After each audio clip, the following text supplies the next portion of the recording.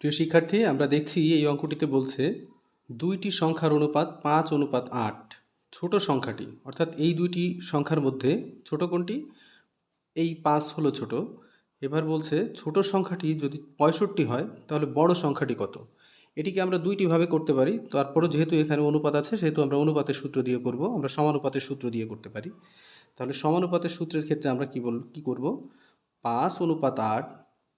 এখানে কি বলছে যে ছোট সংখ্যাটি 65। তাহলে এখানে কোনটি ছোট সংখ্যা?